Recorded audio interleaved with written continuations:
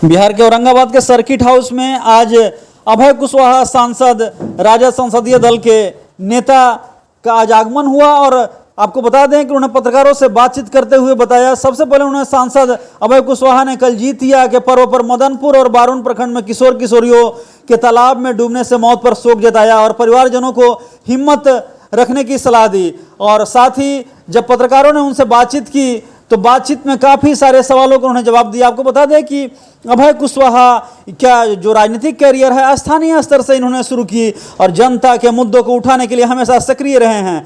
वे वांछित वर्गों के अधिकारों के लिए लगातार आवाज़ उठाते रहे हैं और खासतौर से विकासात्मक पहल के लिए जाने जाते हैं। सांसद के रूप में उन्होंने शिक्षा, स्वास्थ्य और रोजगार को लेकर जनता के भरोसे पर एक पहल की चुनौती दी है और औरंगाबाद में एक नए प्रयास देने की जरूरत है। साथ ही पत्रकारों के सवाल पर उन्होंने बताया कि केवल जो पार्टी है जातिगत समीकरण पर निर्भर नहीं है, पार्टी का उद्देश्य समाज के सभी वर्गों का प्रतिनिधित्व करना है। और काफ़ी सारे पत्रकारों ने स्मार्ट मीटर पर भी सवाल किया। उन्होंने बताया कि स्मार्ट मीटर का जो बात है, स्मार्ट मीटर हमें नहीं लगाना है, स्मार्ट गांव भी बनाना है। आपको बता दें कि राजद के सांसद अभय कुशवाहा आज आभार यात्रा पर निकले हुए थे और आभार यात्रा के दौरान इन लोग जो है लगातार बिहार की जो विकास की जो चर्चा है उसको लगातार जारी रखेंगे। इसी क्रम में आरएलएम की बिहार यात्रा भी शुरू है, तो यात्राओं का दौर शुरू है विधानसभा से ठीक पहले। और आइए जानते हैं कि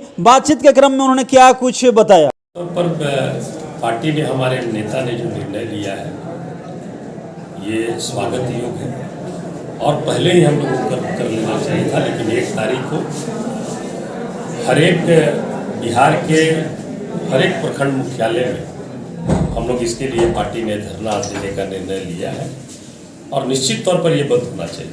जैसा कि अभी बता रहे थे, हम लोग को स्मार्ट मीटर छोड़िए, हम लोग को तो स्मार्ट गांव बनाना है। हम लोग उस ओर कदम बढ़ा चुके हैं और ये बिजली विभाग की जो लापरवाही है ये हमेशा जग जाहिर होते रहती है।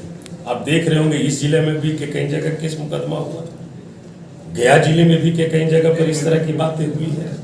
तो हम लोग सरकार का और माननीय नेता तेजस्वी बाबू सरकार को हमेशा आईना दिखाने का काम करते हैं, लेकिन सरकार जो है कान में तेल डाल के सोई हुई है। उनको वर्तमान स्थिति से कोई मतलब नहीं है। अगर कोई भी मुद्दे की बात हम लोग करते हैं तो वो मुद्दा से भटक करके उलझ जाएंगे 15 साल 20 साल पीछे जाने। तो भाई आपको जवाबदेही तो लेना होगा ना। आप स्मार्ट मीटर आप लगाने का काम डायरेक्ट कर रहे हैं, लोग जाते हैं स्मार्ट मीटर लगाने के लिए आगे। अरे भाई उसके लिए आप जागरूकता तो फैलाते, पहले लोगों को विश्वास में लेते। आप सर्वदलीय, आपको बैठक उस पर बुलाना चाहिए था, विधानसभा चल रही थी, आप बैठक बुला करके सभी दल के नेताओं से इस पर भी विमर्श करते। लेकिन ये जनहित का ये तो जनहित के मत्थे पड़ रहा है सब। कहीं पे बिल कुछ निकलना चाहिए तो निकल रहा है कुछ, क्या करेगा गरीब। हमने तो पहले ही कहा कि प्योर अफसरशाही, अफसर गलती भी करेंगे और कोई अगर उनके विरुद्ध आवाज उठा रहा है तो उसको केस में फंसा दे रहे हैं। ये किस तरह का न्याय आप कर रहे हैं? ये स्थिति बनी हुई है।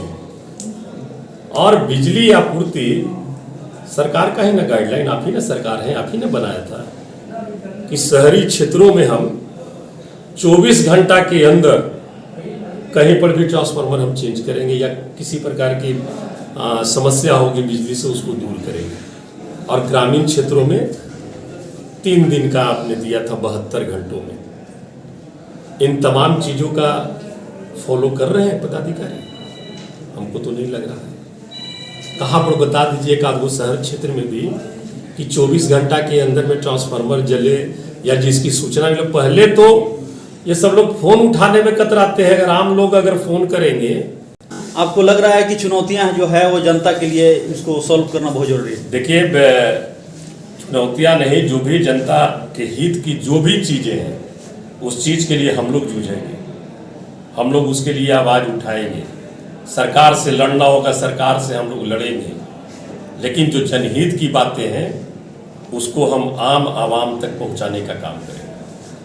बहुतों तरह की यहाँ पर बातें हैं जो अभी जनहित से कोसों दूर है, उस चीज़ को हम लोग यहाँ पर लाने का काम करेंगे। स्मार्ट मीटर की ही बात है तो स्मार्ट मीटर से बहुत जगह पे लोग जहाँ लगी है वहाँ की स्थिति का आकलन कर लीजिए कि क्या स्थिति है। आपने कहा कि तेजस्वी जी अपने परिवार बचाने के लिए जा रहे हैं। हाँ, तेजस्वी जी के परिवार हैं, औरंगाबाद से अभय कुशवाहा परिवार थे, गया से कुमार सर्वजीत पासवान जी परिवार थे, आपके बगल से पलामू से ममता भुइया उनके परिवार थे, आपके जमुई से अर्चना रविदास उनके परिवार थे, आपके मुंगेर से अशोक महतो जी की पत्नी अनीता देवी परिवार थी, आपके सुपौल से ऋतु जसवाल जी परिवार थे, आपके मधेपुरा से डॉक्टर चंद्रदीप जी यादव जी परिवार थे।